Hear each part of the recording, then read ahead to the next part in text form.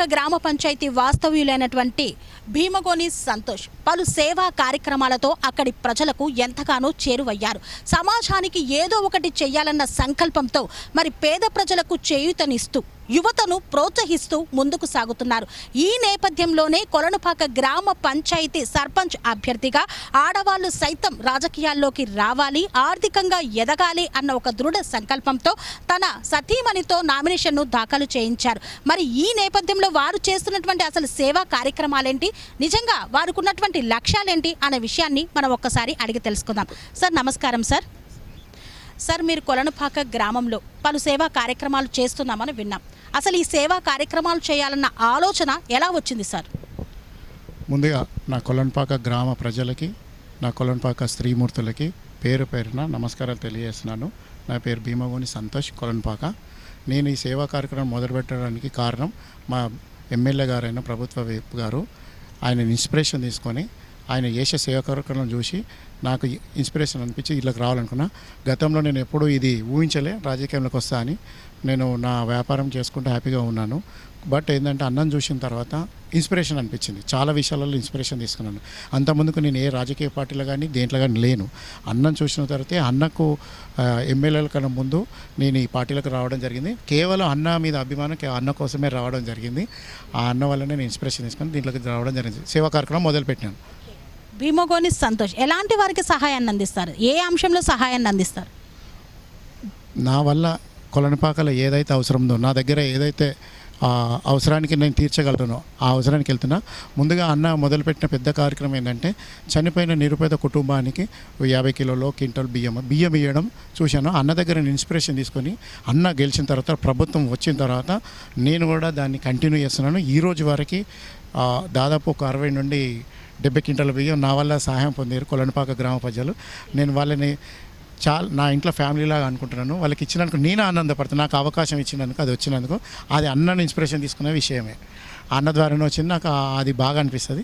నా వల్ల ఇప్పటివరకు అంతా చేశాను. 70 క్వింటల బియ్యం దాకా డిస్ట్రిబ్యూట్ చేశాను. అంటే పేదింటి మహిళలు లేకపోతే ఆడపిల్లల పెళ్లిళ్ళ కేసు నాకు ఇప్పటి వరకు వ్యవసాయమే చేయలేదు. సరే, నా వ్యాపారం చేసుకున్న నాకు భూమి ఉన్నా, వ్యవసాయం లేకుండా కూడా బియ్యం కొని నేను అడిగిన ప్రతి ఒక్కరికి నేను ఇచ్చాను. ఇప్పటివరకు అడిగిన ప్రతి ఒక్కరికి. ఆపదలో ఉన్న వారికి ఖచ్చితంగా చేయూతని ఇవ్వాలన్నది మీ యొక్క ఉద్దేశం. సో ఇంకా ఎలాంటి సేవా కార్యక్రమాలు చేశారు సార్? యూత్కి ఏమైనా చేశారా?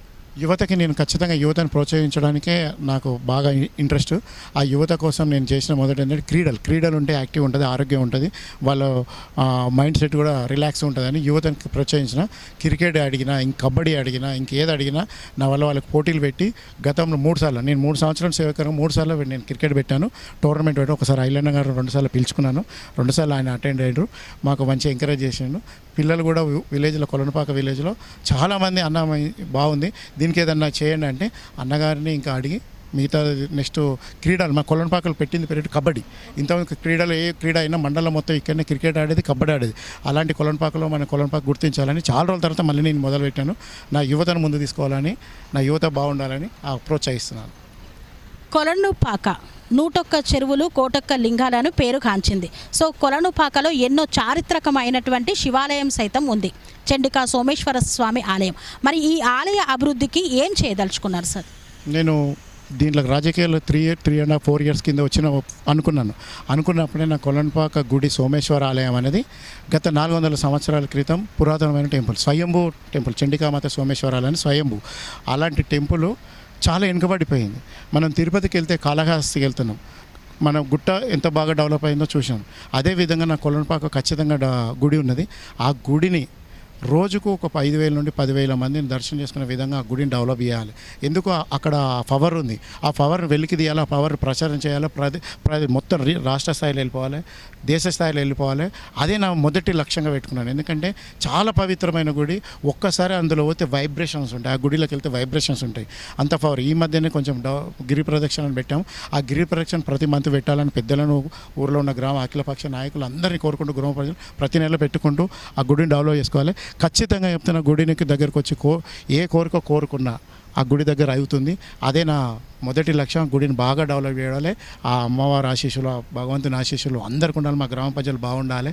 ఆ గుడి డెవలప్ కావాలని మనస్ఫూర్తిగా మా ఎమ్మెల్యే గారి సహకారంతో ఆ గుడిని డెవలప్ చేయడం లక్ష్యంతో నేను ఈ విధంగా దీంట్లోకి వచ్చాను. ఆ లక్ష్యమే నాకు నెరవేరాలని కలలుగా అంటున్నాను.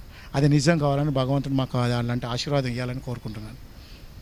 కొలనుపాక గ్రామము వర్షాలు పడిందంటే చుట్టూ ఉన్నటువంటి నీళ్లు నిండిపోయి కనీసం వేరే అవసరాలకు బయటకెళ్ళలేని పరిస్థితి ఏర్పడుతోంది. సో మరి రోడ్లన్నీ జలదిగ్బంధం అయిపోతాయి. మరి ఈ సమస్యను ఎలా పరిష్కరించనున్నారు? మా కొలనుపాక అంటేనే చుట్టూ రౌండ్ షేపులో వాగులు ఉన్నాయి. చుట్టూ ఎక్కడ పోయినా జలదిగ్బంధం. బాగా వర్షాలు వస్తే చుట్టూ వాగులున్న వాగు చుట్టూ నీళ్ళే ఉంటాయి. బాగా వర్షాలు వస్తున్నాయి. 40-50 సంవత్సరాల కింద సీసీ ఏది పెద్ద వాగుల మాకు సిద్దిపేట ఆలేరు రోడ్డు 40-50 సంవత్సరాల కింద చిన్న సీసీ రోడ్ వేసిన వాగులు వేసారు. అది ఇప్పటి వరకు ఎవరు పట్టించుకోలే. మా ఎమ్మెల్యే గారు దాన్ని చొరవ తీసుకొని 40-50 సంవత్సరాల కిందది మొదలు పెట్టిండు. అందరు చేస్తా అని చెప్తారు. అన్న మాట ఇచ్చిండు. గెలిచిన తర్వాత అది మొదలు పెట్టిండు. వాగు అవుతుంది. ఆయనకు పాదాభినందనలు తెలుస్తున్నాయి. ఎందుకంటే దానివల్ల చాలా చాలా ఇబ్బంది పడ్డ రోజులు. కనీసం వాళ్ళు చనిపోయారు. వాళ్ళు పడిపోయి వాగులో నీళ్ళు వచ్చినప్పుడు చనిపోయారు. ఒక టీచర్ చనిపోయింది. స్కూల్కి వెళ్ళే టీచరు రోజు మామూలు టైంలో వెళ్తుంటే స్కూటీతో వచ్చి చనిపోయింది. అది మాకు చాలా బాధ అనిపించింది.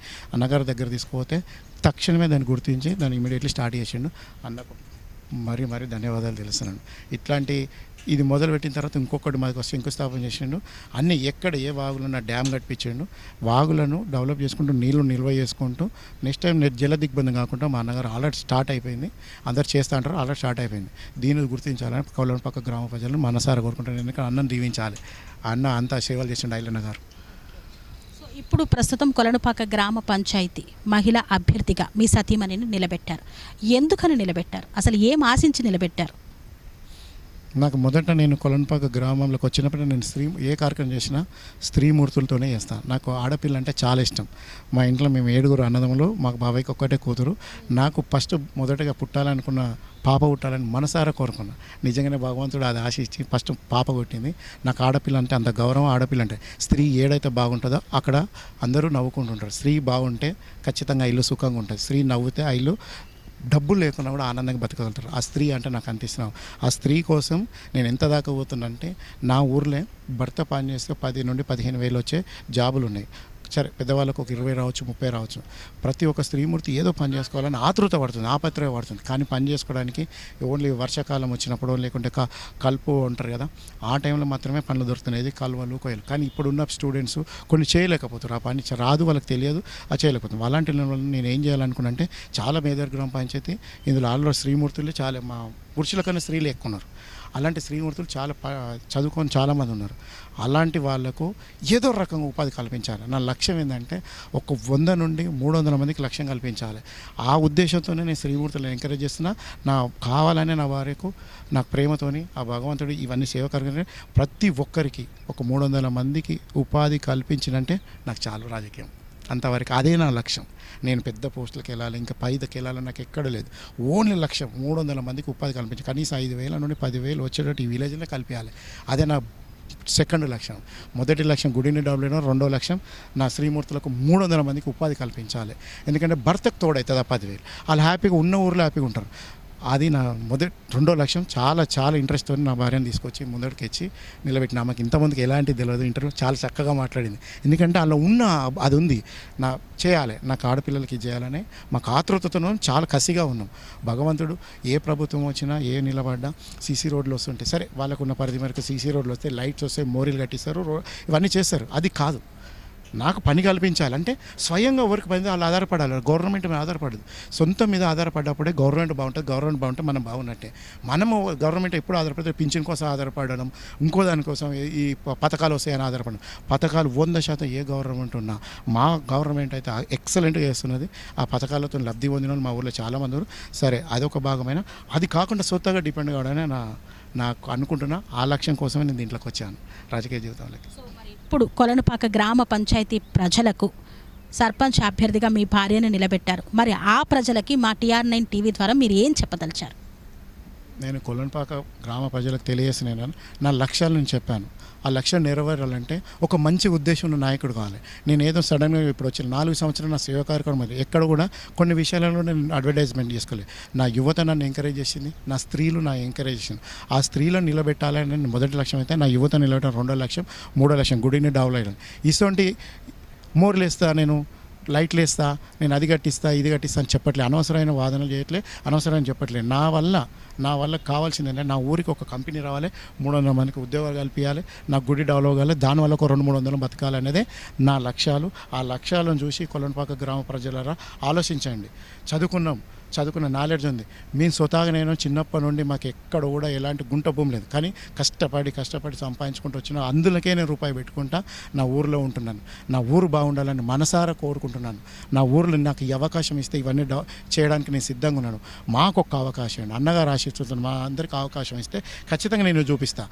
మిగతా పనులు ఎట్లా మన గవర్నమెంట్ శుభ్రంగా, మా ఎమ్మెల్యే గారు అత్యధికంగా మా కొలన్పాక మేజర్ గ్రామ పంచాయతీ హైయెస్ట్ ఇండ్లు ఇందిరమ్మ ఇల్లు ఇచ్చింది ఈ విలేజ్లోనే, హైయెస్ట్ రేషన్ కార్డులు వచ్చింది ఈ విలేజ్లోనే, ఏ పథకాలు వచ్చినా హైయెస్ట్ ఇవ్వడానికి అన్న సిద్ధంగా ఉన్నాడు. అంత మంచి ఎమ్మెల్యే గారు ఉన్నప్పుడు మాకు ఈ అవకాశం వస్తుందని ఆయన రిక్వెస్ట్ చేసుకుంటూ భగవంతుని ఆశీస్సులతో ఆయన బాగుంటే మీకు ఖచ్చితంగా ఈ లక్ష్యాలు నెరవేరుతానని కోరుకుంటున్నాను. అందుకే నా కొలన్పాక గ్రామ ప్రజలారా పైన ప్రభుత్వం ఉంది, మన ఎమ్మెల్యే గారు క్లియర్గా ఉన్నారు, మేము క్లియర్గా రావడానికి ఉంటారు. మీరు అందరూ ఆశీర్వదించారనుకో ఈ లక్ష్యాలు నెరవేరుతాయి.